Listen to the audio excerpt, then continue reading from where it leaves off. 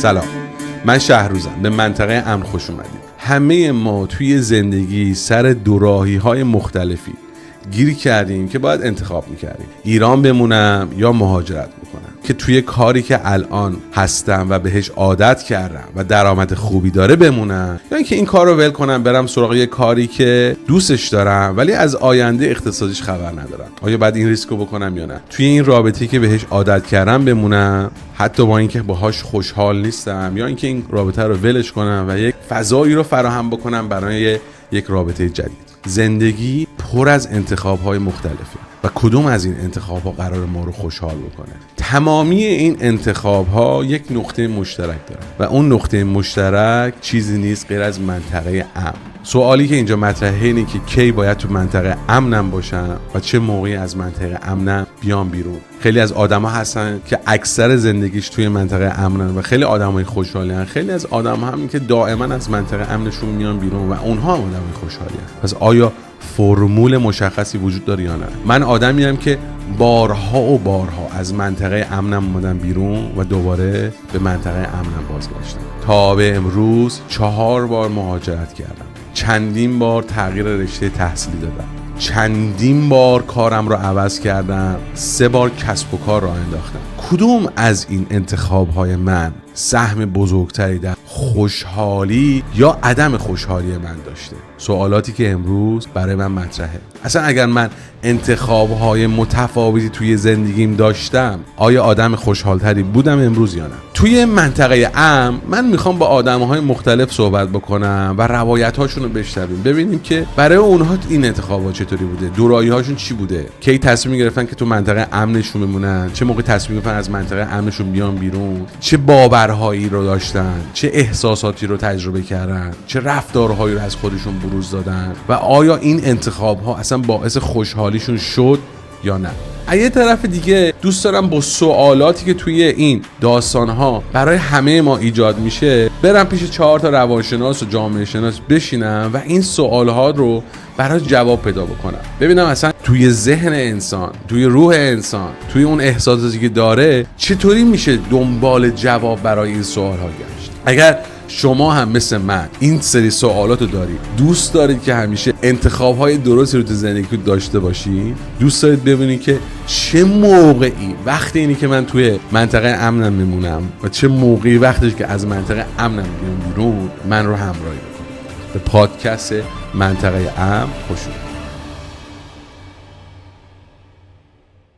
لپتاپو گذاشتم رو میز و شروع کردم تایپ کردن. ببین اگه ون گوگ مثلا اون زجر رو نمیکشید و اونجوری نمیمرد، اصلا هنر خود ون گوگ چی، تاریخ هنر شاید یه شکلی. مهمون این قسمت منطقه امن ایمان یه آرتیست 37 ساله است با یه لبخند پیچیده، شهر سیدنی استرالیا. شاید اصلا یه جاهای آدم باید سیفتی و خوشحالی و سعادت رو به یه معنایی فدای یه سری چیزهای دیگه کنه. نمیدونم، میدونستم خوشحال نیستم ولی نمیدونستم چی میخوام بذارم جاش. بعد گرفتم همه چی رو خراب کردم که ببینم چی پیدا میشه و یه ترسی از این زدم بیرون از منطقه امن و اینها. توی این 37 سال کلی اتفاقای مختلف براش افتاده، از مهاجرتش به استرالیا توی سن جوانی تا مهاجرت معکوسش به ایران و دوباره مهاجرت کردن به استرالیا، از تغییر مسیرهایی که داده، از آرت دیرکتوری تا گرافیک دیزاین تا نویسندگی، فیلمسازی، نقاشی و حتی توی مقطعی به خاطر نداشتن پول لازم رانندگی کامیون.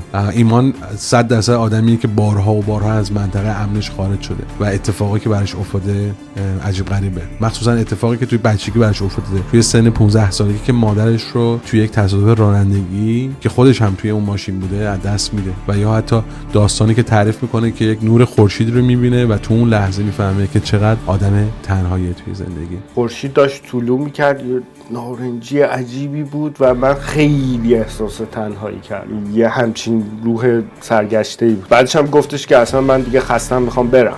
یعنی خودش اعلام کرد. آره خودش میگفت و بعد تصادف کردیم فوت کرد. پشت این لبخند آیا خوشحالی میبینی؟ فکر میکنم پشت این لبخند کلی داستان غم، فراغ، استراب و شاید هم خوشحالی. یک آرتیستی که دوباره از منطقه امنش خارج شده، از کار تمام وقتش اومده بیرون، به دنبال آرزوهاش میگرده و آیا میتونه این دفعه اون تصویری که از خودش داره رو به ارمغان بیاره یا نه. بریم و به داستان ایمان گوش کنیم. ولی یه چیزی رو میدونم، سالهاست من میخواست، حتی موقعی خودم هم آگاه نبودم بهش، میخواستم هنرمند باشم. من هنرمندم.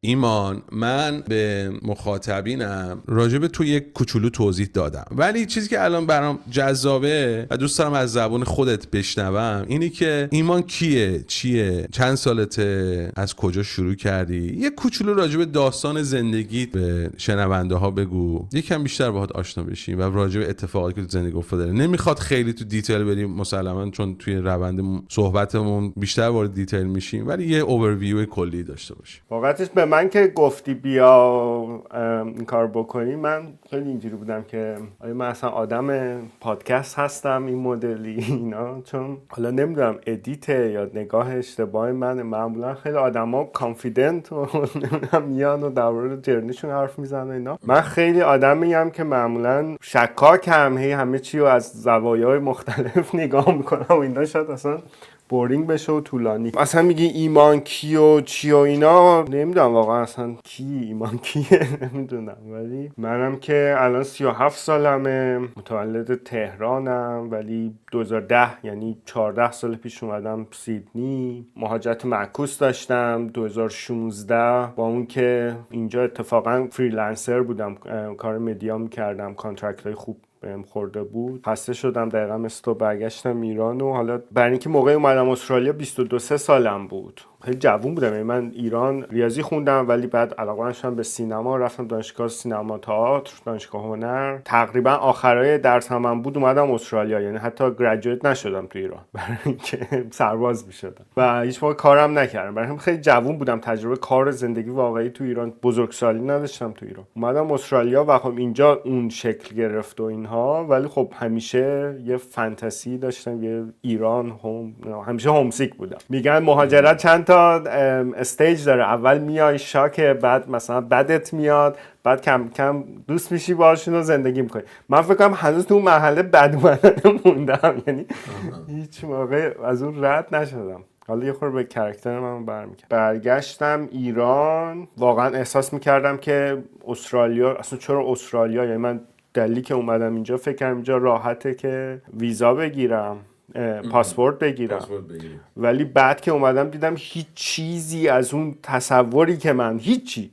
آره خب مثلا جامعه قانونمنده، نمیدونم ترافیک نیست، آدما مثلا لبخند میزنن، اعصابشون خورد نیست، خب اینا خیلی چیزای مهمیه. ولی من به عنوان یک جوون که میخواستم مهاجرت کنم، این چیزا اولویت هم نبود. تجربه بود، نمیدونم هنر بود، آدمای جدید دیدم بود، شاید هم همش فیک بود، همش به حال اینا رو هیچ مید نکرده بودم و به نظرم اومد که دوست دارم برگردم ایران و تجربه کنم زندگی واقعی و خب خیلی هم دلم تنگ شده بود دیگه برای دوستان. برگشتم ایران، 3 سال ایران بودم، بعد خب با واقعیت‌های اونجا روبرو شدم. اتفاقی که افتاد، من خب به سینما علاقه‌مند بودم، بعد اومدم اینجا مدیا خوندم، بعد به عنوان کسی که تو مدیا کار می‌کرده، ویدیوگرافر و انیماتور اینا کار می‌کردم، ولی آرتیست نبودم. وقتی برگشتم ایران متوجه شدم که من اصلا اون سینمایی که منو جذب کرد به خودش سینمای آرت هاوس بود. من هیچ موقع نمیدونم عاشق فیلم‌های هالیوودی نشده بودم که برام سینما بخونم، مثل خیلی از همکلاسی‌های من که تو دانشگاه اینجوری بودن، یا اینجا اصلا دانشگاهش که همه اینجوریان، چون اینجا خیلی از این کالچری با آمریکا نزدیکه. من فیلم‌های اروپایی دیده بودم، خوشم اومده بود، دلم خواسته بود سینما بخونم. بعد اصلا فهمیدم چیزی که تو اونا بود لزوما سینما نبود، داستانگویی و هنر بود. مثل تو یه سیوینگی داشتم موقع برگشتم ایران، 1 سال تونستم همینجوری فقط واندر کنم که من میخوام چیکار کنم. تو اون 1 سال شروع کردم نوشتم و نقاشی کشیدم. البته اینجوری هم نبود که خیلی مثلا همه چی خوب و گل و بلبل باشه، مثلا من بشینم بگم من میخوام، افسرده داغون، یه رابطه طولانی و اینجا به هم زده بودم، برگشته بودم ایران، به خودکشی فکر می‌کردم، یعنی کاملا گسسته بودم، گم بودم، نمی‌دونستم اصلا. اینجوری بودم که دقیقاً هم تو 30 سالگیم بود، اینجوری بودم که خب الان چی؟ الان 30 سال گذشت، تو اصلا نمی‌دونی ایمان کیه. یه چیزی که واقعا شخصیت ما رو تعریف میکنه کریر دیگه، حالا درست یا غلط. مثلا این کاملا پکیده بود برام و کم کم پیداش کردم که من دوستم بنویسم و نقاشی بکشم ولی بعد دوباره خب واقعیت‌های زندگی اقتصادی و اون شرایط ایران باعث شد دوباره مهاجرت معکوس کنم به استرالیا. خیلی دلم خواست برم اروپا، ولی حالا این بحث خارج شدن از کامفورت زون، از محیط امن، من خیلی همیشه در عین شخصیت محتاطیم، یعنی هی سعی کردم دوباره رو با هم پیش ببرم. برای همین دوباره برگشتم اینجا، چون اینجا خب یه به حال یه آشناییتی داشتم، یه سابقه کار داشتم، یه کامیونیتی داشتم و خب نقاشی و اون اینجا ادامه دادم. نوشتن و نتونستم هنوز، سعی کردم، چون حالا نوشتنم ماجرا، من 2 تا رمان نوشتم که یکیش قرار بود چاپ بشه، وزارت ارشاد اصلا اجازه نداد. بعد اینجوری شدم که اصلا انگلیسی بنویس، فارسی ننویس، که اصلا اونا چاپ نمیکنن، فایده نداره و حالا انگلیسی هم برام سخت بود، برای هم خیلی بیشتر به نقاشی رو برد. الانم دوباره توی دوران خاصی هم، یعنی باز این پاکیدن اتفاق افتاده. من دوباره اونجا کار پیدا کردم، کار خوب و اینا، ولی از کارم کویت کردم. دیدم که دوباره دارم میافتم تو اون مسیری که خوشحال نیست و الان تو برهه‌ای هم که میخوام تمرکز کنم روی آرت. حالا ببینیم چی میشه دیگه. الان یه دونه نقاشی هم عالی. ولی آره خیلی شروع کردم از همه چی یه ذره گفتم. حالا میخوایم برگردیم درست مرحله به مرحله.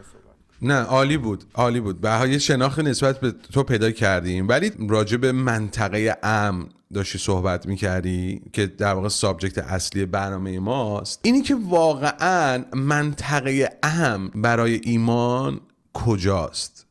جاییه؟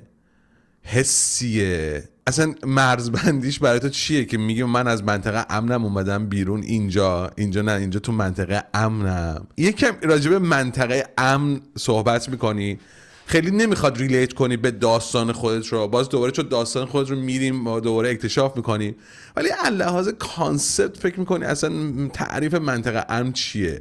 آدم‌ها توی زندگی انتخاب‌های متفاوتی دارن. این انتخاب‌ها بعضی موقع‌ها داخل منطقه امنمونه، بعضی موقع خارج از منطقه امنمونه. اصلا منطقه امن برای ایمان یا اصلا برای یک انسان معاصر به نظر تو چه معنی داره و چطوری توی انتخاب‌هامون میتونه تأثیر بذاره؟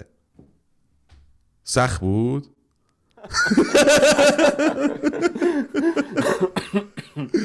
اصلا کلا برای آدم معاصر منطقه امن چه معنی داره به نظر تو؟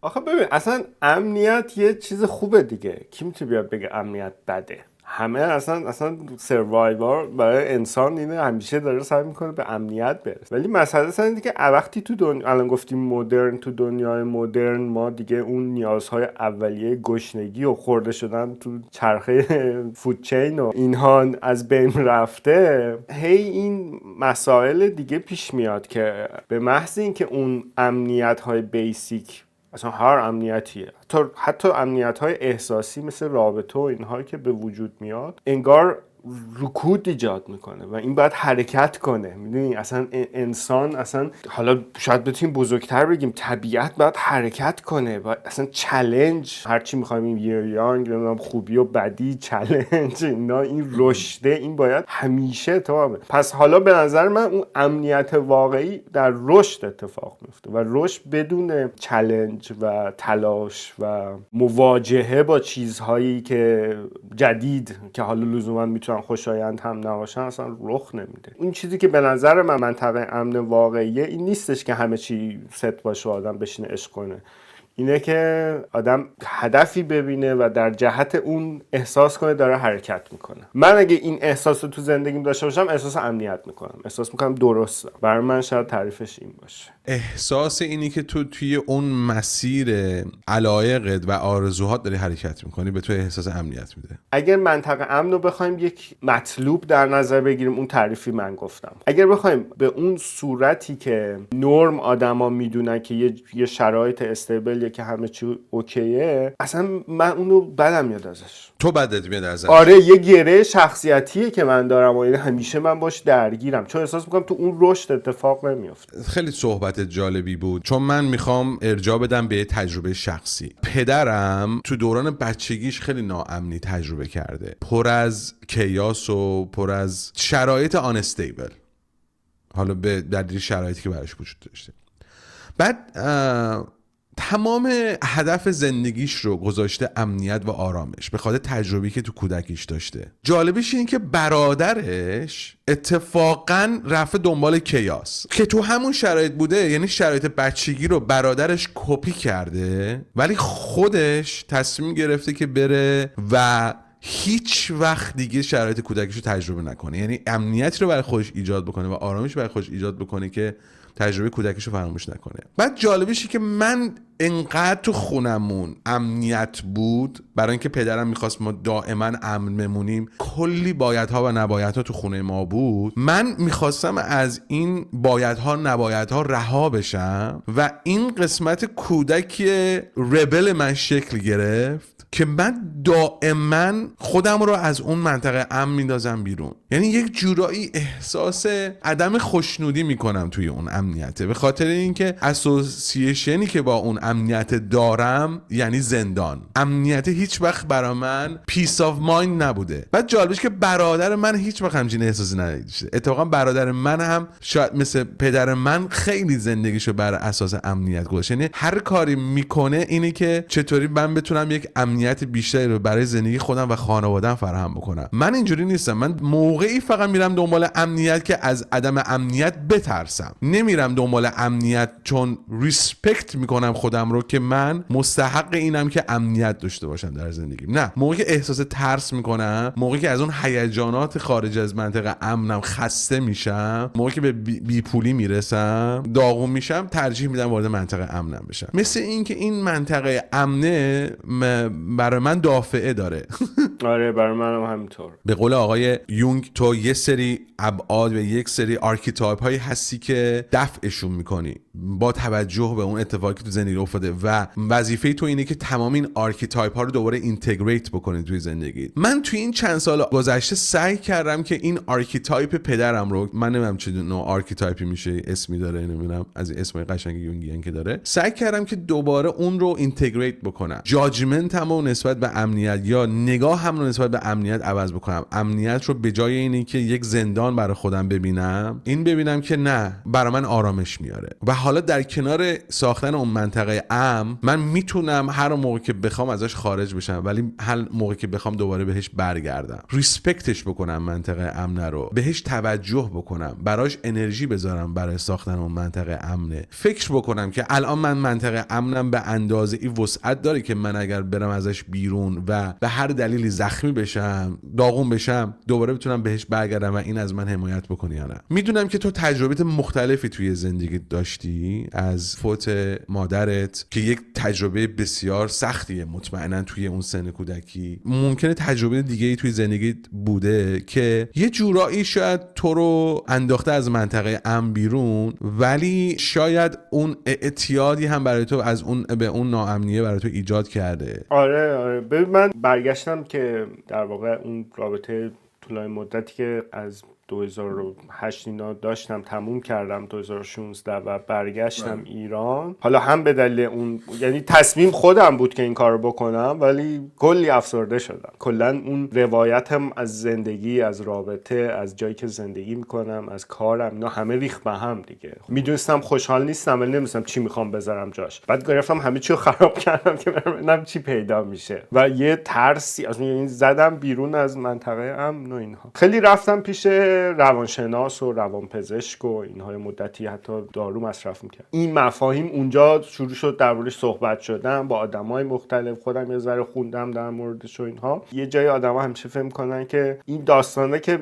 در مورد من نیست، حالا روانشناسی، تحلیل، هر چه. بعد یه جایی کم کم سر فرود میارم، نه منم یه آدمیم مثل آدمای دیگه و اتفاقا داره یه سری از این داستان‌ها، روایت‌ها، تحلیل‌ها رو من مچ میشه. خب خود مواجهه این، حالا من یه ایگوی داشتم، یه منیتی داشتم، برام سخت بود که نه چرا اینا، ولی خب در نهایت پذیرفتم اینا. خب اون خودش دوباره یه مدتی منو سرگشته تر کرد و در نهایت من اینو اصلا پذیرفتم. آره یعنی من یه خورده فکر میکنم اینجوریه. اولا که ما همه تو ایران به دنیا اومدیم، تو جنگ و انقلاب و نمیدونم اصلا یک برهه‌ای از تاریخی توی اون منطقه است که داره یک گذشته سنگینی و پوست میکنه ازش، وارد یک آینده نامشخص میشه که فقط هم مال انقلاب ایران نیست، یعنی از سالها قبل شروع شده و همچنان ادامه داره و کلا ایران هم نیست، تو کل منطقه داره. خب اون نارامیه، اون مدرسه، اون فلان. بعد از اون برم خب توی خانواده‌ای که مادر من خودش اصلا یه آدم شیدای عجیب غریبی بود که بعدش هم اونجوری رفت، اونجوری فوت کرد. من یادم مثلا من بچه بودم، مثلا 5-6 سالم بود، یادم مامانم میشست با من بحثای جدی میکرد، مثلا یه همچین آدمی بود. خب یه همچین کودکی، مثلا یادم مامانم من درباره مرگ با من صحبت میکرد، بعد فوت کرد جلوی من، میدونی، یعنی این قطعا تاثیر داشته تو من. یکم به تصویر میکشی چه اتفاقی افتاد؟ اون رمان اولم به اسم رمیدن که نشر پنجره قبول کرد که چاپش کنه، ولی ارشاد اصلا ممیزی نزد، اصلا کلا گفت این رمان حق نداره چاپ بشه. توی اون خب خیلی یه جورای اتوبیوگرافیه که حالا با تخیل ترکیب شده. خیلی اتفاقا در مورد همین این تجربه کودکی و مادرم صحبت می‌کنم. مثلا یه دونه از شخصیت‌های اصلی رمان مادر من خب خودش خیلی یه آدمی بود که همین سرگشتگی‌ها رو داشت. مامان من اول الهیات میخوند، خیلی مسلمون مومن اینها، بعد مثلا ول کرد رفت ادبیات خوند، بعد اونم ول کرد رفت دنبال عرفان خیلی جدی، یه همچین روح سرگشته‌ای بود. بعدش هم گفتش که اصلا من دیگه خستم میخوام برم،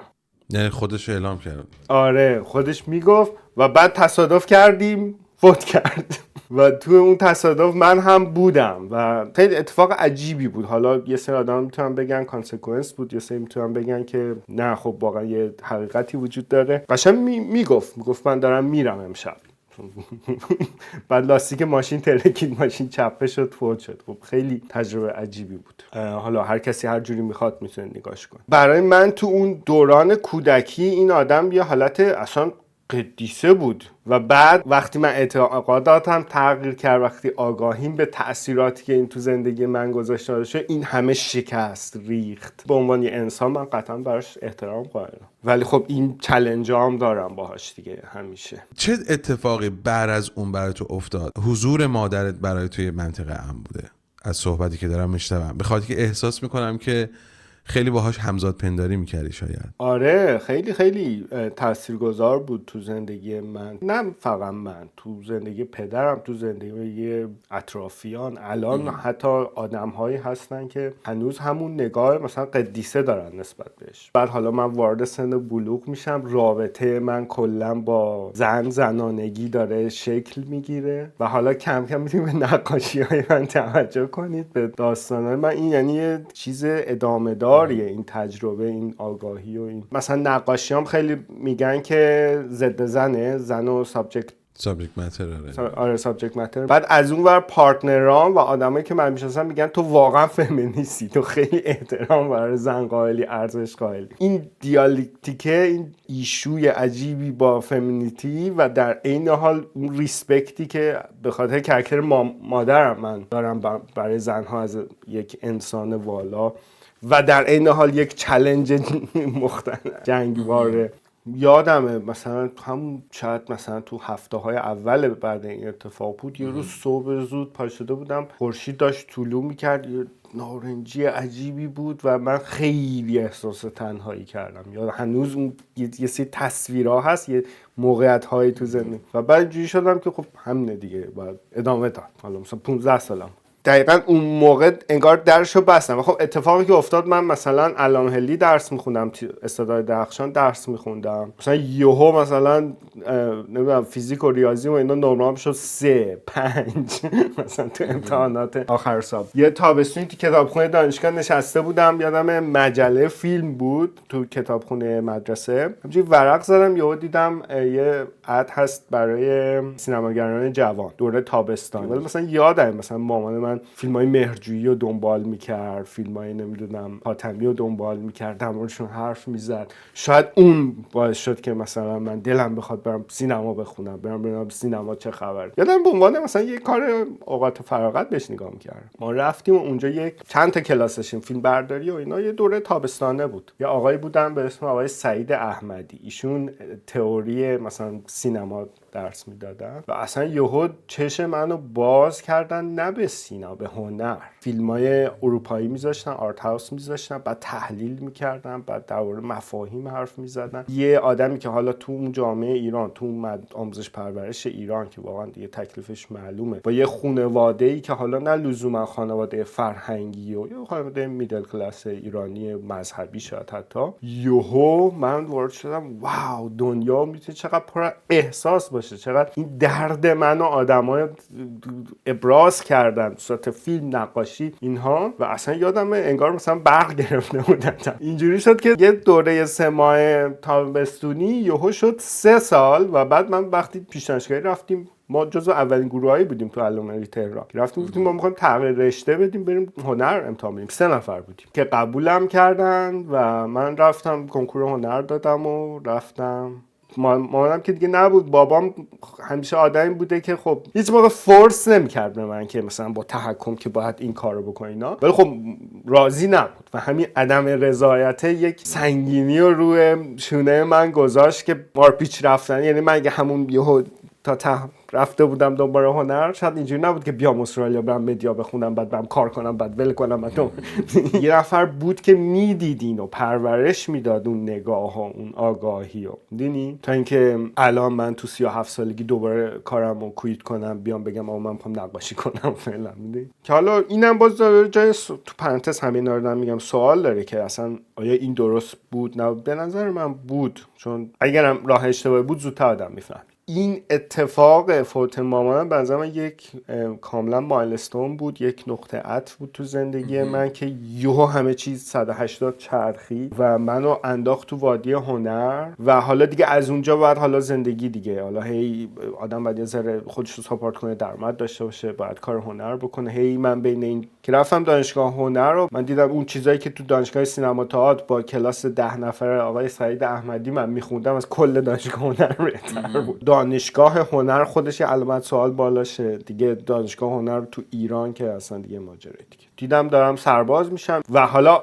بحث خارج. خب توی یک مملکت فنا شده‌ای بودی. من یادم چشم وا کرده بودم بابای من فحش میداد به تلویزیون و به سیاست و به چه داره اتفاق آینده و همه چیز بیرونه، همه خوبی‌ها بیرونه، بریم بیرون. من خب تو سینما بودم دیگه، فیلم‌ها رو می‌دیدم، نه فیلم هالیوودی و اینا، نه آرت هاوس‌ها رو می‌دیدم. مثلا بلو کیشلوفسکی رو می‌دیدم که یه تراژدی این تصادف مثل مادر من اتفاق افتاده و اینجوری بودم که اونا دارن منو میفهمن، اینجا هیچکی من نمیفهم. حالا اونا کیان باز یه فانتزی بود دیگه. وقتی که اومدم بیرون دیدم نه، دنیا به یه روایتی هم همه جا آسمان یه رنگ. بعد خب نمیدونستم، الان میدونم بعد میرفتم اروپا، ولی فکر کردم که میخوام پاسپورت بگیرم که یه جایی بتونم اینترنشنال بشم، بتونم سفر کنم. اصلا این عدم حق سفر که ما داریم مثل حقوق بشره. چرا فکر می‌کنید مثلا حقوق بشر، حالا چیزای دیگه هم قطعا هست، ولی این که ما با ما ایرانی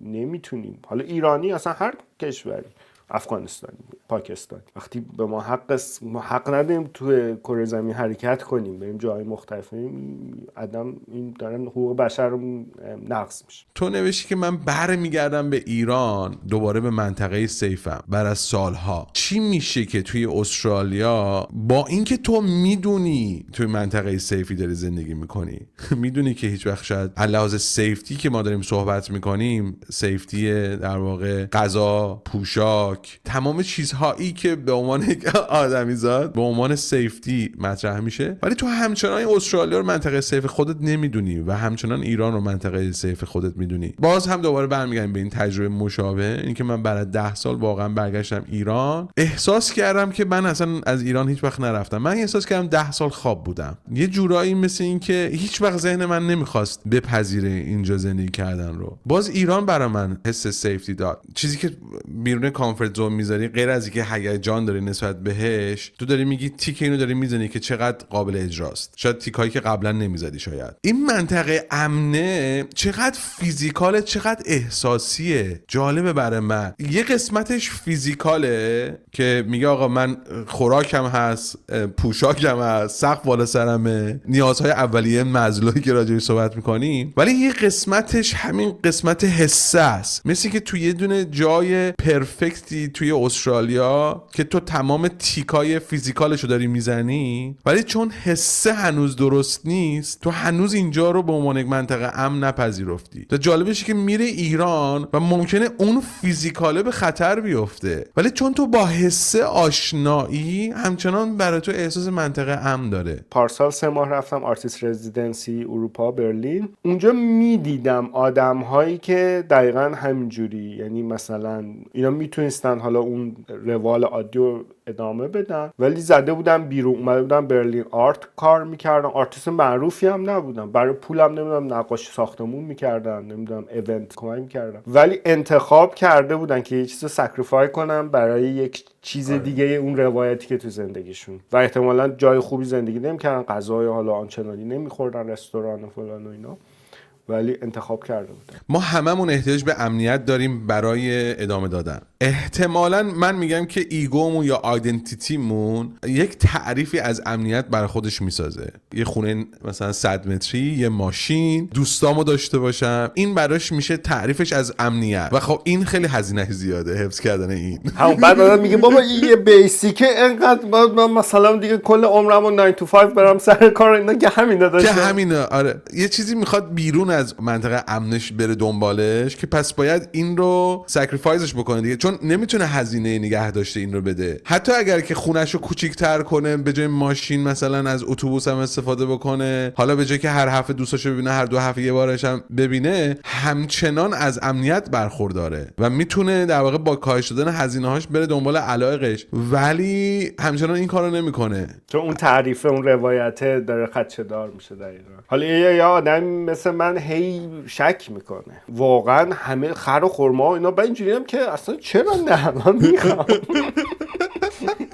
قانون طبیعت و گله رو عوض کنی. آره یه موقعی اینقدر کلم به قرم سبزی میده اصلا احساس میکنم میخوام برم به جنگ همه. واقعا یک کوئسچن خیلی جالبی اینجا بر من به وجود اومد. امنیت، یعنی من خودم به این چیز رسیدم که امنیت یه فاز فیزیکال داره به نظر من، که فیزیکالش هم همچنان یه ایموشن بهش متصله و یه فاز احساسی داره. خیلی موقع‌ها شاید ما از منطقه امنمون نمیتونیم بیایم بیرون به خاطر وابستگیمون به تعریفی که به منطقه امن داریم، از وابستگی که بهش داریم. مثلا چه میدونم، شاید بیرون اومدن از منطقه امن اولین استپش تغییر دادن تعاریف منطقه امن باشه.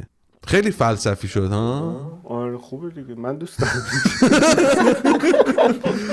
لزومی نداره که اون احساس امنیت رو تو همون اشل حتما باید ایجاد بکنی، مثلا که بتونی همون احساس رو داشته باشی. برای من نوعی میگه چی میگم، مثلا یه نفر میگه آقا مثلا چه آدم امنیه، مثلا نگاه کن یه دونه خونه داره، مثلا یه اینوستمنت پراپرتی هم داره، یه ماشین داره، یه کار درستی داره، مثلا اون نگاهش میکنی میگه این چقدر زندگی امنیه. ولی من شاید برای اینکه اون حس امنیت تجربه بکنم شاید لزومی نداره که شبیه اون پازلای زندگی رو بچینم، ولی ما با نگاه به بیرون برای خودمون امنیت رو تعریف میکنیم. یه مثل که رول مدل هایی داریم از امنیت و زندگی امن، کسایی که دارن زندگی امن میکنن و خودمون میخوایم شبیه اون رول مدل ها بکنیم. ببین آخه آدمیزاد بدون رول مدل هم نمیشه، یعنی تو همیشه باید یه چیز رو تصور کنی که به سمتش حرکت کنی، ولی تو میتونی این تصورات جدید با تجربیات جدید برای خودت ایجاد کنی و این به رخ نمیده به غیر از اینکه تو حرکت کنی، یعنی از اون کامفورت زون بیای بیرون. اصلا یه بخشش این ترس است و اون روایت است و اون مقایسه است که تو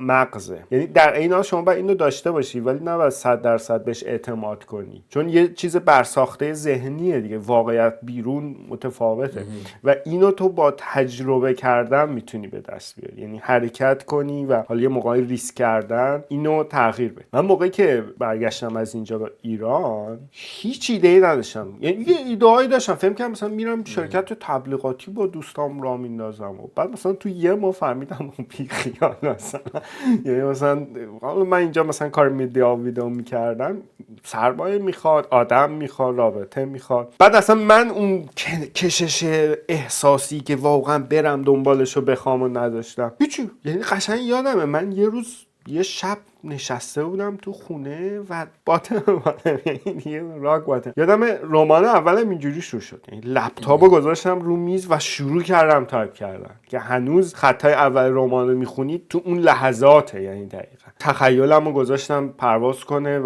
و بعد کشف کردم من میتونم بنویسم، من میتونم رمانی بنویسم که هر کی خونده دوست داره.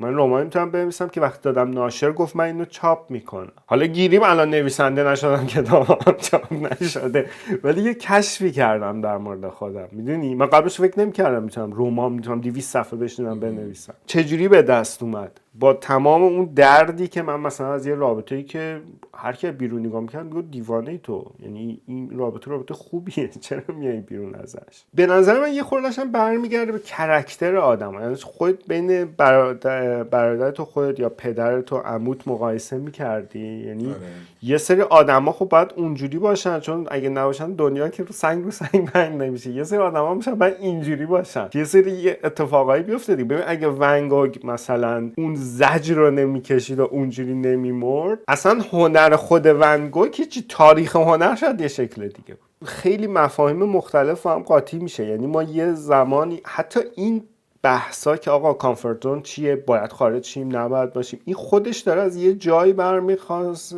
که ما دنبال آرامش و سیفتی، میدونی؟ یعنی شاید اصلا یه جاهای آدم باید سیفتی و خوشحالی و سعادت رو به یه معنای فدای یه سری چیزهای دیگه کنه. نمیدونم. البته حالا بک‌گراند منم یادم باش، تربیتم و مادرم و اینها دیگه، یعنی یه آدمی که اصلا ایده براش از فرزند و زندگی و اینها بزرگتر با ارزشتر. منظورت متوجه نشدم. منظورت از ایده یعنی چی؟ حالا هر کسی یعنی ایدئولوژی براش مهمتر از ایدئولوژی خورده کلمه منفی شده این دور زمونه، ولی آره، یعنی تا زمانی که حالا ایدئولوژی اون موقعی که تو میخوای سوار آدمای دیگه کنی خیلی بده. تو وقتی برای خودت یه ایدئولوژی رو تعریف کنی لزوما شاید بد نباشه. یه خورده شاید زدم تو خاکی، ولی الان تو مثلا نامه‌های ون گوگ آدم میخونه مثلا اینجوریه که من میخوام این آرت رو تو داشته باشم، من میخوام یک ارزشی برای یه چیزی قائله که آره آدمیزاد باید تجربه کنه، باید از کامفورت زونش بیاد بیرون، ولی خب همه چی حد داره، همه چی یه بالانسی داره. خب از اون ورم یک ایده‌گرایی هست، شیدایی هست که اصلا یک علاقه، یه عشقی، یه کششی هست که اصلا هدفو میذاره اون به سمت اون میره و این وسط خیلی چیزا از بین میره دیگه. و حتی میشه بحث کردش که شاید اصلا 1000 نفر دیگه هم، حالا مثال میزنم، مثل ون گوگ بودن که اون مسیر رفتن و هیچ کاری هم نکردن، هیچ اتفاقی هم نیفتاده، ولی انتخاب کردن که یه همچین آدم‌هایی تو دنیا باشن، چون اگر آدم‌ها اینجوری انتخاب نکنن هیچ موقع اون ون گوگ هم به وجود نمیاد. پس این میشه اون روایته که حالا حسه میتونه خوب بشه، بگه آدم به خودش که من جزو این قشون آدمام، من دارم این کار رو میکنم. پس در نهایت اون حس آرامشه از اون روایته میاد. من میگم روایته. آره. تو میگی که خروج از این منطقه امن باید تو دلش یک اشتیاق و یک پشنی باشه که تو حاضر باشی براش امنیتت رو به خطر بندازی. تو این کار رو تا یه حدی بارها و بارها تو زندگیت انجام دادی و درد داره. تو رو آدم خوشحال تری کرده موقعی که از منطقه امنت رفتی بیرون؟ چقدر خوشحالی رو ملاک میدونی؟ به خاطر که یه صحبتی با هم دیگه کردیم، گفتی که آقا این یه آدمی من میشنم 10-12 سال اونجا نشسته، حالا اون از نوع اونجور بودن خوشحاله. یه نفری هم مثل من همیشه مثل این که همه چیز که روتین میشه خودشو دوباره میخواد بندازه بیرون، چون احساس میکنه که اون بیرون توی اون دل اون چالش ها آدم خوشحال تریه. واقعا برای تو مصداق داره؟ یعنی تو واقعا موقعی که خودت رو میندازی بیرون و اون درد رو میکشی و اون چالش ها رو تجربه میکنی، آدم خوشحالتری هستی. و اصلا شده تا به امروز به خودت فکر بکنی که خوشحالی رو تو همون امنیته، تو همون زندگی خیلی روتین، مثل بچه آدم، مثل بقیه. کلامش عالیه، یعنی اینو ما همه شنیدیم، مثل بچه آدم. آره مثل بچه آدم دیگه. مثلا بشین سعی کن خوشحالی رو تو همون لحظه، همون جا، تو همون کار روتین پیدا بکنی. ببین خیلی جالبه الان بحث خوشحالی که میکنی. من چند وقت پیش همجوری اتفاقی تو یوتیوب برنامه پرگار مال 7 سال پیش، 12 سال پیش، یه برنامه 2 قسمتی در مورد شادی داره. بعد این پنلی که آورده خیلی عجیب غریبه، یعنی یه روانشناس آورده، یه عصب شناس آورده که کاملا امروزی و مدرن دارن حرف میزنن. بعد این ور یه فیلسوف آورده، یه عارف آورده. تعریف آن و بیان آن گریختنی است. با این حال فیلسوف‌ها، عارفان، روانشناسان و حتی عصب‌شناسان در مورد آن نوشتند و از جستجوی منبع آن خسته نشدند. شادی چیست؟ منبع شادی را کجا میتوان یافت؟ اینا یه سازی میزنن، اونا یه سازی میزنن، اصلا که وسطش هم یه خورده عصبی میشن دو گروهی. ولی به نظر من خیلی قشنگه، چون همینه. یعنی اصلا این خوشحالی چیه؟ خوشحالی که من احساس خوب بکنم. خب من مثلا یه غذای خوب میخورم، یه چند دقیقه احساس خوب میکنم، ولی همینجوری که احساس خوب میکنم، یعنی که من از کلیت زندگیم راضی باشم. میدونی این خیلی در موردش خوشحالی یعنی چی؟ من مثلا بزرگترین تغییری که کردم همون ایران برگشتنم بود. به خودکشی فکر میکردم یه روزایی. اینقدر موقعی که تو استرالیا بودی؟ موقعی برگشتم ایران، موقعی جدا شدم برگشتم ایران، پوکید.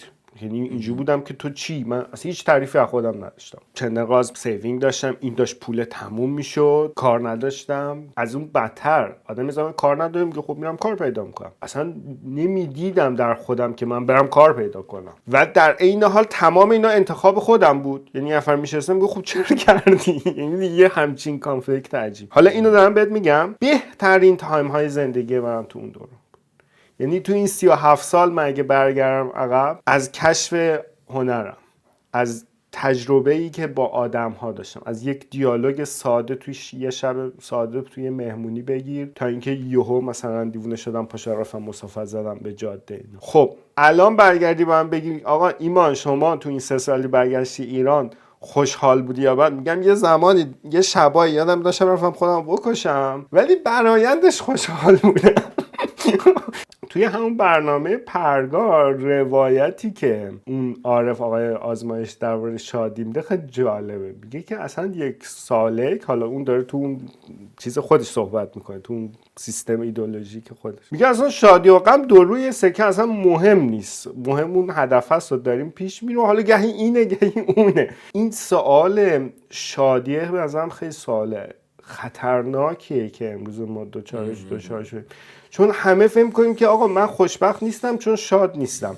پس من خوشبختی رو اون روایته میاره. حالا اون روایته میتونه اون مثل بچه آدم بشین زندگی تو کن باشه، میتونه نه من باید برم هنر بیافرینم و تجربه کنم و زندگی کنم باشه، فرقی نمیکنه. مهم اینه که اون روایت رو شما برای کاراکتر خود، شرایط خود پیدا کنی و بپذیری که تو هر دوتاش هم درد میکشی هم خوشحالی. یعنی هیچ راه فراری از این دو روی سکه وجود نداره. یعنی صحبتی که تو داری میکنی در نهایت انتخابه. ایمان تو داری میگی راجع به انتخاب میگی، ولی من میگم خیلی چیزا اصلا انتخاب شده برای ماست. تو اگر شاید تجربه تصادف مادر در اون سن نبود، اصلا شاید روند زندگی تو تغییر میکرد، اصلا شاید نگاه تو به منطقه امن، نگاه تو به امنیت، نگاه تو به هیجانات. میدونی چی میگم؟ یعنی اگر ما تو شرایط ایران اصلا به دنیا اومدیم، شاید اصلا کلا انتخاب هامون در زندگی کلا متفاوت بود. همونجوری که تو استرالیا مثلا ما میبینیمشون مسخرهشون میکنیم، میگیم اینا چقدر همش سیف بازی میکنن، احتمالاً ما هم اگر تو استرالیا میذاشتن ما هم همینجوری بازی میکردیم. خیلیش به خاطر جبرایی که وجود داره، ولی مسئله اینی که چقدرش اتوپایلوت قراره بره جلو، چقدرش مثلا ما قراره این روند زندگیمون رو تغییرش بدیم. مثلا من همچنان با اون هیجاناتم که خیلی هاش شاید ریشه در روح من نداشته باشه، خیلی شاید ریشه های روانی در تراماهای بچگی من داشته باشه و من همچنان ترجیح بدم با اون هیجاناتم برم جلو به خاطر اعتیادی که به اون هیجاناتم دارم، یا اینکه نه این رو کنترلش بکنم و بگم که نه بشینیم، لزومی نداره باهاش حرکت بکنیم. ولی اگه طرف دیگه میخوام بگم تمام 3000 تا کوشن، ولی اگه طرف دیگه هزاران تا هنر خوب به خاطر همین تروماهای بچگی به وجود اومده تو دنیا، کدومش درسته؟ آیا مثلا اینوری انتخاب بکنم درست تره، همینجوری ادامه بدم درست تره؟ اصلا یونیورس از من چی میخواد؟ بریم توی این کانسپت رسالت من در زندگی چیه؟ یعنی سوالای خطرناکی این که این روزها پرسیده میشه، منم بارها خودم پرسیدم من رسالتم در زندگی چیه؟ خیلی از چیزی که تو فکر می‌کنی رسالتت ریشه در تمام اون تروماهای بچگیت داره، اصلا شاید رسالت تو نباشه، چون ایران اصلا بدون نمی‌اومدی اصلا اون رسالت تو نبود. اینو دارم میگم به خاطر اینکه زندگی پر از انتخاب‌ها، پر از آپشن‌های مختلفه، پر از اینی که من الان با عقلانیت برم جلو، با هیجانم برم جلو، با یه چیزی به اسم فیلینگ برم جلو، از احساس درونی من به وجود میاد. کدومش مسیر درسته؟ کدوم مسیر نگیم که خوشحال‌تر میکنه؟ چون من عین ستاشو رفتم و عین ستاش ممکن اصلا خوشحالی تجربه نکرده باشم. از درد نمیشه فرار کرد، ولی باید آدم بره دنبال خوشحالی. بیکسنس میکنه و در نهایت یعنی خوشحالی نهایی مهمه. یعنی شما احساس کنی اون تو اون روایت کلان داری اون حرکت رو میکنی. حالا برمیگردیم مثلا اینکه آقا اصلا روایت کلان تو چیه؟ اینجا مسئله شروع میشه. همه این سوالایی پرسیدی، نمیدونم ایران، تجربه شخصی، ژنتیک، نمیدونم آدم همه چی رو میخواد، سختش ساکریفایس کنه، ایثار کنه در موردش، نه همه تو منه. خب و واقعا یه موقع‌هایی اینجوری میشم که آقا اصلا گور باباش، یعنی رها کن، چی میخواد بشه اصلا، رها کن تا جایی میتونی، مثلا یه 2 تا 4 تایی بکن، بعد دیگه یه راهی رو انتخاب بکن. اون چیزی که مثلا ژنتیک کنم هم گذشته و اینا رو که کار نمیتونیم بکنیم مثلا در موردش، بعد دیگه میمونه همین امروز صبح که من از خواب پا شدم مثلا این کار بکنم یا اون کار بکنم، یه دونه‌شو بگیر و برو جلو. واقعا یه چیزی من یادمه توی یه از این دفترهای روانشناسا اینا که میرفتن تو بزرگ نستعلیق رو دیوار نشون، حالا من یه سری میگم مال فلانی، یه سری میگم مال فلانیه، که خداوند نمیدونم به من این قدرت رو بده که آن چیزی که نمیتوانم تغییر بدم بپذیرم و آن چیزی که میتوانم رو تغییر بدم. حالا این خودش خیلی سخته، حالا اون چیزی که نمیتونم که نمیتونیم تموم شه، اولا که راحت نیست آدم بپذیره، دوما که حالا بیا اون چیزی میخوای تغییر بدی چی تغییر بدم و اینا. حالا یعنی من جوابی ندارم واقعا. اولش گفتم این بالانسه اینها و الان ما اینفورمیشن زیاد داریم، یعنی این کتابا، این نظریه ها، اینها یه زمانی آدما پا میشد آقا من برم سر زمین شخ بزنم تموم شد و رفت، ولی الان اینجوری نیست. یادم 17 سالم بود 18 سالم بود یه شکست عشقی خیلی بد خورده بودم تو پارک دانشجو نزدیک سهروردی صدخندان نشسته بودم. مثلا موقعم سیگار میکشیدم، سیگارم میکشیدم و خیلی داغون بودم. یادم یه پیرمرده اومد یه زیرانداز کتاب فروش بود، کتاب دست فروش کتاب، چون که کتابا رو چیندن و یهو اومد من گفت پاشو ببینم، پاشو بیا آتیش روشن کن برام. من انقدر داغون بودم مثلا نگفتم سلام تو کی اینا، پاشونم رفتم. از این حلبیای سوراخ شده داشت و یه سری چوب و اینا. باید من 1 ساعت بلدم نبودم، من فوت میکردم، نشستم روزم که آتیش این اصلا نه منو میشناخت، نه من قبلا اینو دیده بودم. این اومد پیش من و گفت پاشو بیا آتیش روشن کن برام. و باور کن وقتی این آتیش روشن شد، بالاخره زمستون بود، سرد بود هوا اینا، مثلا حالم خوب شده بود. ببین یه موقع‌هایی واقعا اصلا نمیشه واقعا جواب داد، یعنی فقط تو باید حرکت کنی، حرکت کنی. و اون که میگی من چه کار میکنم برای یونیورس، من خیلی به این معتقدم که اگر میخوای اونجوری فکر کنی که یه یونیورسی تصور کنی و یه نقش و اینا، یونیورس خیلی بزرگتر از مایی که حالا ما بیایم ببینیم. ما یونیورس داره میبره ما رو اونجایی که میخواد میبره، اصلا لازم نیست ما بدونیم یا ندونیم. یه جایی واقعا باید فقط بپذیریم و پیش بریم با فلو. چیزی که ترسناک میشه ترسه آدم، این ترس این که من دارم راه غلط رو میرم، اینقدر اوورتینکینگ میکنم اونور که اینجوری میشم که اصلا این اشتباهه، اصلا اگه من این هی بشینم و هی فکر کنم و هی بگم حالا چه کنم این داره زندگی من نابود میکنه. من الان از کارم هم که بیام بیرون 3 ماه دیگه اجاره خونه نداشته باشم و اینا، اون موقع میرم کارا رو پیدا کنم. همونطوری که من موقعی که بعد از ایران برگشتم اینجا، من تمام روابطم پکیده بود، هیچی نداشتم. رسید یه جایی من دیدم حساب بانکی هی داره خالی میشه. بود و رفتم کار کژوال و اینا. من یه مدتی راننده کامیون بودم، روزی 15 تن بستنی من کارتونش این ور میکردم. آدمی که $150,000 درآمد داشت 3 سال قبلش، یهو برای هفته‌ای مثلا $400 15 تن بستنی و من حالم خوب بود. باور میکنی شهروز؟ چون اینجوری بودم که دیگه همینه بکن دیگه، میدونی. بعد دوباره کار گشتم، کار خوب پیدا کردم. از یه مورد 5 سال پیشه. الان از اون کار خوبه دوباره اومدم بیرون. خب دوباره یه مدت بستنی فروشی میکنی، بعد میگی دوباره کار، میدونی. یعنی شاید خیلی اشتباه بیاد به مثلا بابای من همیشه اینجوری که آقا یه کاریو بگیر توش پیشرفت کنی اینها، ولی وقتی روح من ناآرومه به نظر من باید یه خورده به اون جریان بپذیرم. یه جای آدم به این چه میرسه که آقا الان وقت مرحله بعدی با تمام خطرها و ریسکش، و در نهایت اگه یه روزی من برگردم و فکر کنم که اشتباه کردم چیکار کنم؟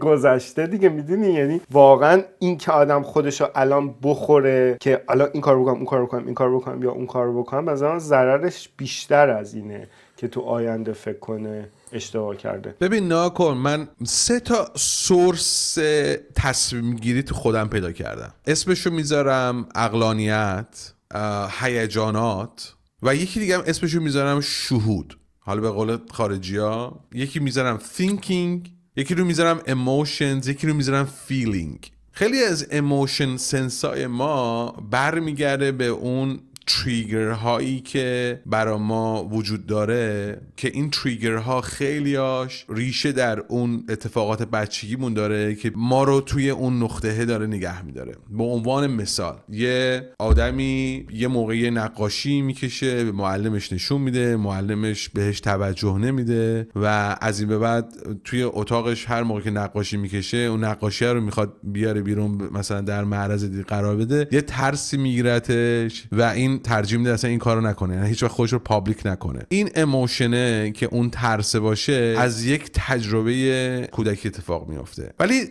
کنارش یه فیلینگی ممکنه وجود داشته باشه که این فیلینگه من اسمشو میذارم سلف اکسپرشن. حالا فارسیش مثلا بگیم چی؟ ابراز وجود. از یه طرف یه اموشنی داریم به اسم ترس، یه فیلینگی داریم به اسم ابراز وجود که یه فیلینگ کودکانه صادق انسانیه و یه طرف دیگه هم یه عقلانیتی داریم. مثلا میگه که به نظر من الان کار تو مساعده مثلا گذاشتن نمایشگاه هست با تیکای استانداردهایی که داره. به نظر من آدم ها باید سعی بکنن، نظر شخصی منه، که اون سنسیشن ها رو پاک بکنن. دائما تو فکر بکنی که این اموشنی که من الان دارم تجربه میکنم از کجا گرفتم این اموشن رو، ریشه در چی داره، آیا واقعیت داره، آیا چیزی هست که من رهاش بکنم یا نه. این سنسیشنه که توی اون تروماهای بچگی ممکن اتفاق برای تو آدم بیفته. یه قسمت دیگهش برمیگره به اینتویشن یا همون فیلینگ یا همون شهود. یه قسمتش هم عقلانیته. من خودم سعی میکنم که با شهودم اول یک چیز رو انتخاب بکنم، بعد با عقلانیتم تایید بکنم، به جای اینکه به اون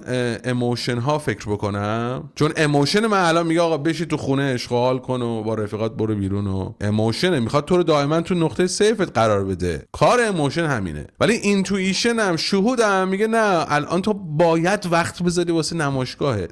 اینتویشنته میگه تو الان لزومی نداره امشب بری اشغال مشروب بخوری با رفیقات، تو بعد فردا فرش بلند شی مثلا چه میدونم این پادکست رو با شهروز انجام بده. یه جوری مثل که حست بهت گفته آقا برو انجامش بده، حسته، حس خوب بهش داری. عقلانیتش هم برمیگره میگه که آره مثلا من الان پرکتیسمو انجام دادم، چند سال دارم کار نقاشی میکنم، ایدم در اومده، پس من باید این مسیر رو دنبالش بکنم. چون برمیگردیم تو مبحث انتخاب، یکی از اینها رو انتخاب بکنیم برای اینکه باهاش بریم جلو. من خودم این دوتا رو انتخاب کردم، یعنی من ایموشنم الان به من نمیگه که تو پادکست انجام بده مسلما چون نقطه امنم نیست، ولی اینتویشنم به من میگه باید انجامش بدی، چه درست چه غلط. علی طرف دیگه عقلانیتم بهم میگه که خب حالا چطوری دوربین رو درست تنظیم بکن، چطوری بتونی پادکست رو خوب انجام بدی، چطوری بتونی رو دیالوگت کار بکنی، که اون قسمت عقلانی که هر روز من میتونم اسکیل و مهارتمو بهتر بکنم. خیلی موقع ها اون شهوده اصلا ممکنه بگن نقطه امنمون، خیلی موقع ها شده ما ایموشنمون،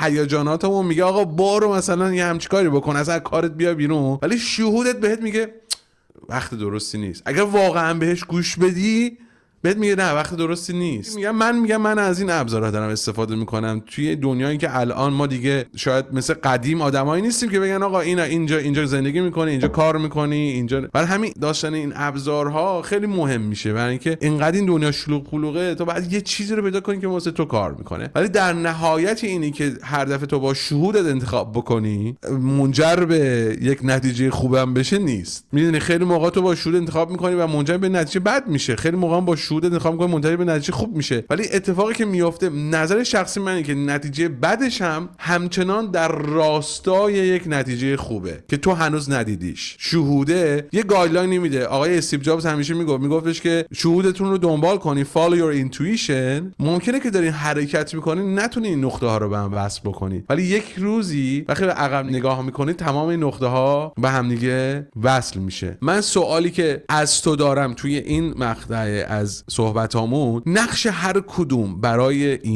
ایمان الان در انتخاباش کدومه؟ یعنی چقدرش فکر میکنی از هیجانات و در واقع روزمرت، از چیزایی که ترپ ها و اون دام های هیجانی که تو برات شکل گرفته و برات منطقه امنی محسوب میشه، چقدرش فکر میکنی اینتویتیو و شهودیه و چقدر عقلانیت برات هست؟ چه جور تصمیم میگیری و چه جور انتخاب همیشه برای تو انتخاب بهتری بوده؟ منی که بابام بهم گفت نرو سینما بخون و اینا، من تونستم، حالا نمیگم من کردم، ولی به هر حال دنیا به یه سمتی رسید که من یک کار پرمننت ثابت با یه حقوق بسیار بالا پیدا کردم که به من بریف بدم، من بریف رو اجرا کنم و من بورینگ بود برای اینکه اون کشفه، اون حالا شاید اون نمیدونم اون عقده، اون گره درونی که بعد uncomfortable باشم یا کشف کنم یا به سمتی برم یا اون درگیری‌های درونم رو بیان کنم. یه استادی ما اینجا داشتیم تو دانشگاه میگفتش که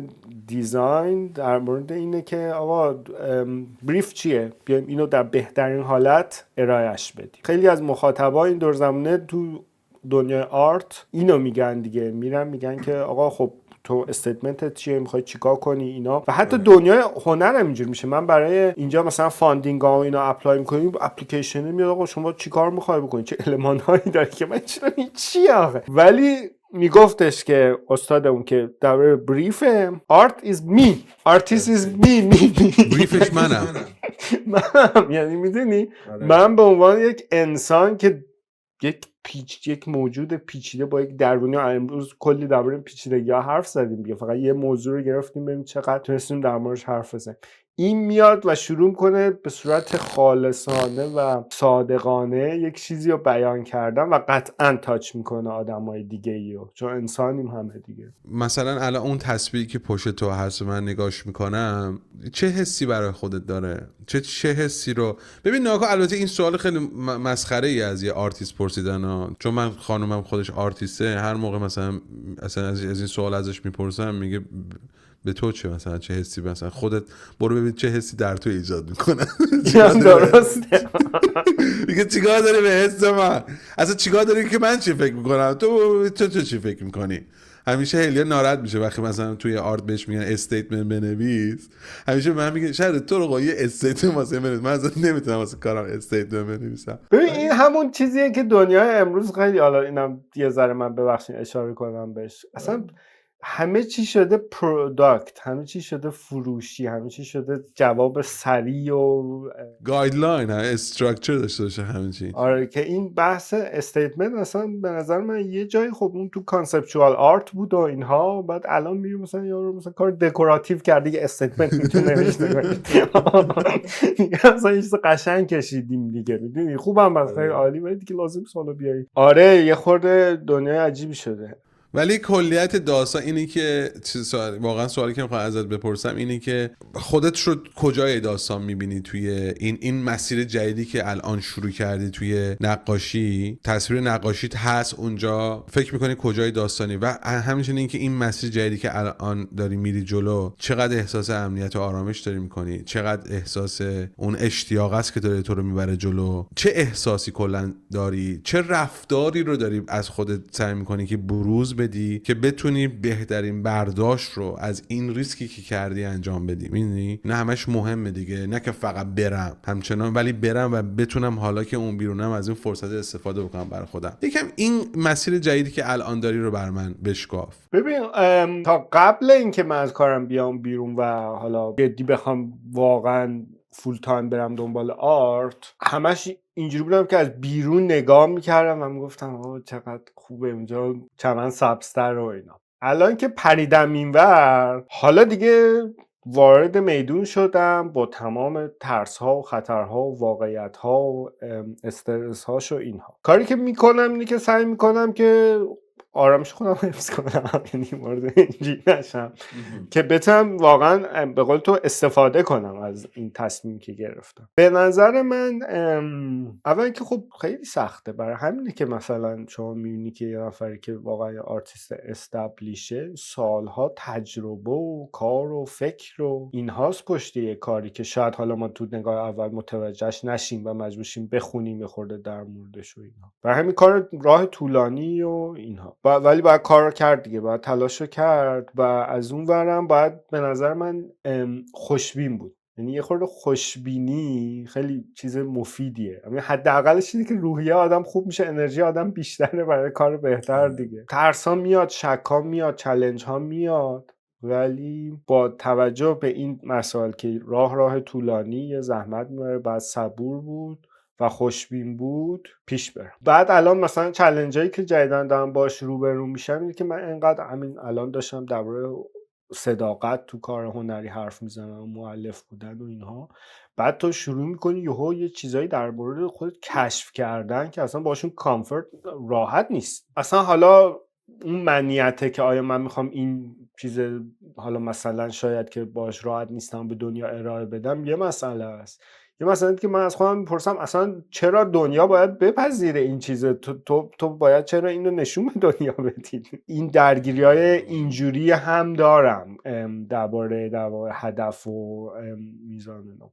ولی یه چیزی رو میدونم، سالهاست من میخواست، حتی موقعی خودم هم آگاه نبودم بهش، میخواستم هنرمند باشم.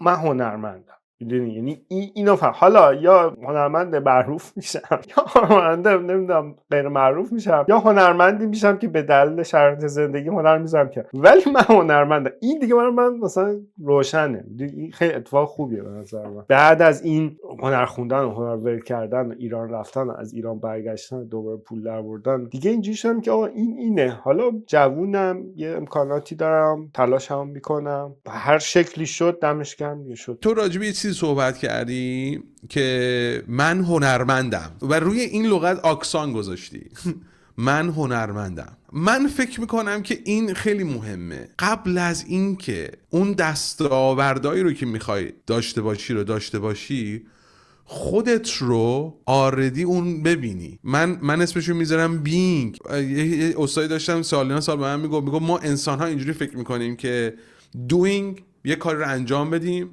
having یک چیزی رو داشته باشیم، being که خودمون رو یک چیزی صدا بزنیم. ولی میگفتش که همه انسان‌های موفقی که نگاه میکنی که یک مسیر رو رفتن همیشه از being شروع کردن، یعنی خودشون رو اول اونجا دیدن، کاری که اون آدم انجام میده رو انجام دادن و نهایتاً دستاوردهای اون آدم رو داشتن. یعنی از being به دوینگ و از دوینگ به هاوینگ رسیدن. و این چیزی که تو داری میگی خیلی جالبه، به خاطر اینکه تو میگی آقا اصلا مهم نیست من کجا میرسم، من هر جا برسم نهایتا من یک هنرمندم. این احتمالاً تمام پرشر رو از روی تو ور میداره که آقا اگه نرسم چه اتفاقی میفته. درسته که تو تلاش میکنی برای اینکه برسی، ولی عملا اینه که تو آیدنتیتی هنرمند رو عملا پذیرفتی الان و دیگه برای اون آیدنتیتی قرار نیست بجنگی. همون رو میخوام بگم، یعنی این یه چیزی نیست که یه شب اومد، این واقعا 15 سال تجربه، بالا پایین، سختی، درگیری، شک، اینا. و به نظر من میتونست اینجوری نباشه اگر حالا خانواده و گذشته و جامعه و 100 تا چیز مختلف. خب آره، من موقعی که به هنر علاقه‌مند شدم دوست داشتم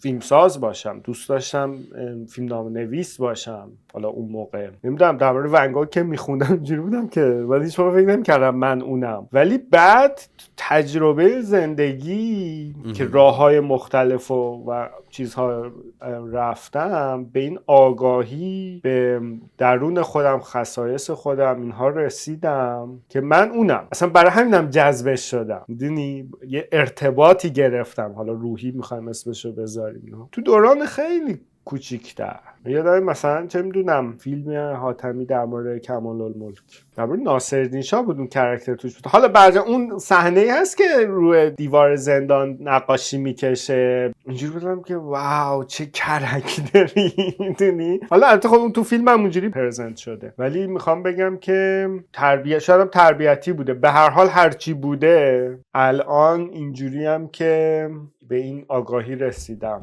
و پذیرفتی و درونیش کردی. و پذیرفتن. ببین پذیرفتن خودش خیلی مهم، چون تو راه ساده‌ای نیست، راه سختیه. بله، پاتو که از بیرون از منطقه امنت میذاری برای دنبال کردن یک چیزی، سعی کن که اون حسه رو درونیش بکنی.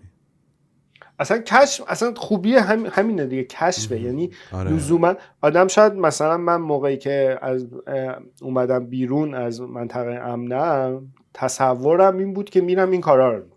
نشد اون کارها، ولی کلی چیز من تجربه و کشفیات پیدا کردم که اگه توی اون منطقه امنم میموندم هیچ موقع اونا رو به دست نمی آوردم، چون دیگه آردی اونجا بودم دیگه، بالا پایینش میدونستم چیه. توی کورس روانشناسیمون، چون من کورس روانشناسی که آمریکا گذروندم spiritual psychology بود، استادمون همیشه بهمون گفت که شما یه spiritual scientist بشید. یعنی مثل یه آدمی که همه اتفاقات زندگی رو مثل یه ساینتیست نگاه بکنید، یعنی برید تو دلش و سعی کنید با اون مثل یه ساینتیست تجربه کنید. آره، ولی ببین این خیلی اون عقلانی است، این خودش خورده سخت میشه. یعنی تو اینقدر هی بخوای همه چی از بیرون تجزیه تحلیل کنی، حالا شاید استادشون منظورشون این نبوده، ولی من دوباره باید اون کورس رو بگذارم. ببین اون کشف احساسیه، پذیرش این که آقا من باید خلق کنم. خیلی به من میگفتن اینا که آقا تو داری کار آرت میکنی، تو کار ویدیو میکنی دیگه، ویدیو انیمیشن دیگه چرا از این کار میای بیرون؟ مثلا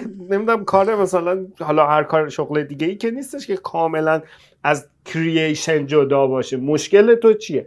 من اینجوری بودم که این کرییشن من ساتیسفای نمیکنه. رئیسم میومد میگفت به به، نمیدونم کلاینت میگفت به به، من راضی نیستم. از سعی میکردم که اینا رو با هم جمع کنم، یعنی اون چیزی تولید کنم که خودم راضیم ازش. اون شرایط به من اجازه نمیداد، امکانات و باجت و نمیدونم، حالا نمیدونم، خیلی ایدئالیست بودم. به علاوه دغدغه‌های من چیز دیگه بود. چند تا سوال آخر. فکر کن با ایمان 15 ساله‌ای که اولین اتفاق زندگیش عملاً از اونجا شکل گرفت، قراره جلوت بشینه و باهاش صحبت بکنی، مثل که یه رودمپی بهش بدی واسه زندگی، براش یک مرزبندی به وجود بیاری یا هر چی که هست. این مادر پدرها هستن، دیدی مادر پدرها مرزبندی میکنن، میگن مثلا این کارو نکن ولی این کارا رو مثلا دوست داری انجام بده. اگه قرار باشه باهاش صحبت بکنی، بهش چی میگی؟ چه مسیری رو بهش نشون میدی؟ چه گایدلاینی رو میذاری جلوش؟ خیلی سوال سختیه برای من. کلی من پشیمونی دارم تو زندگیم، کارهایی که کردم، ولی در این حالم اگر اون اتفاقا بر من نمیافتاد این آدم الان نبودم و میدونم اون ایمانو اگه به ذهنم میارم اصلا من بشینم نمیفهمم، همینجوری کله شق بوده و هست. یعنی میدونی، ولی شاید مثلا چیزی که واقعا دوست دارم بهش منتقل بکنم همینه که آقا تو آرتیستی، حواست باشه، برو از همین الان دنبال اون. مثلا شاید بهش بگم که زیاد، بذار یه چیز جالبت بگم، من 22-23 سالم بود اومدم استرالیا، 22 سالم، چون دانشگاهم داشت تموم میشد و اون نگاهی که دیگه دانشگاه هم تموم شد، دیگه مرد بزرگ شدی و بری پول در بیاری، یعنی چی بابات مثلا پول میده مثلا شهریه با اون دلار اینجا بیای درس بخونی. یک فشاری گذاشتم رو خودم که نتیجه شد اون که برم و دنبال کار رو. یادم مثلا هر روز زنگ می‌زدن این ایجنسی ها، حالا مثلا دانشجو مثلا اینترنشنال اومده اینجا اصلا جواب سلامش هم نمیدن، که آخرش هم خب نتیجه داد و رفتم کار پیدا کردم فاینا، ولی یهو زدم زیرش. این استرسه، این که اینا همه منظرم از اون بیرونه، از اون جامعه است، از اون اون بایدها و نبایدهایی که بر ما سوار شده و درونی نیست. یعنی تو یه چیزی درونی مثل آب روون انجامش میدی، حتی با سختیاش روبرو میشی. اینو بهش میگم که اینو برو پیدا کن. مثلا شده 1 سال 2 سال 10 سال وقت بذار، اول اینو پیدا کن بعد راه تو پیش برو. دمت گرم، چقدر خوش گذشت امروز. آره چاکرم، خیلی حال داد و اصلا ساعت‌ها میتونیم با هم صحبت بکنیم، ولی برات بهترین ها رو آرزو می‌کنم. امیدوارم که انتخاب‌هایی که داری منجر به خوشحالیت بشه. مرسی. آره تو هم همینطور، فکر کنم یه ذره شبیه همین دیگه. چی میشه؟ خیلی جالب میشه مثلا 10 سال دیگه بشیم دوباره گپ بزنیم ببینیم حالا چه کردیم. ایمان چی شد؟ الان دیگه خونه هم نداریم. یا چی نه بابا نه. ولی به هر حال باحال دیگه. به هر حال من فکر میکنم که این نارضایتی همیشه با انسان ها هست. اون آدمایی هم که موندن توی منطقه امن و همیشه انتخاب کردن، همیشه شاید تأسف این بخورن که من شاید بیشتر ریسک تو زندگیم نکردم. ما که ممکنه خیلی ریسک کردی زندگی کردیم، مثلا گفت برام نبود بعضی موقع مثلا به اون منطقه امنم این نگاه میکردم، یه پول و پله خوبی مثلا برای الان خودم میساختم، میگم دغدغه مالی نداشته بودم. میگه واقعیت دیگه، میدونی چی میگم، بعضی موقع این دغدغه مالیه شاید اصلا با تو اجازه نده که پاتو کلا بذاری روی گاز. یعنی اتفاقا هم برام آدم میفته. ولی کلیتش داستان اینه که زندگی همونجوری که شما گفتی، من توی صحبتات برداشتم، یه شلم شوربایی هست، یه سریاش توی ژنتیکمونه، یه سریش تو جبر زندگیمونه، یه سریش توی اتفاقایی که تو زندگیمون افتاده. ولی مهمتر از اینه که در هر لحظه یه انتخابی رو داشته باشی، حالا چه اون انتخابه اینه که توی منطقه امنت بمونی، چه انتخابی اینه که از منطقه امنت بیای بیرون و سعی کنی لذتشو ببری. حالا لذت برای تو هر معنی داره. آره در نهایت که 100 سال اول صحرا. دمت گرم. چاکری با. روزت خوش. مرسی عزیزم. عشقی دمت گرم. خیلی عاشقم. چاکری با. خداحافظ.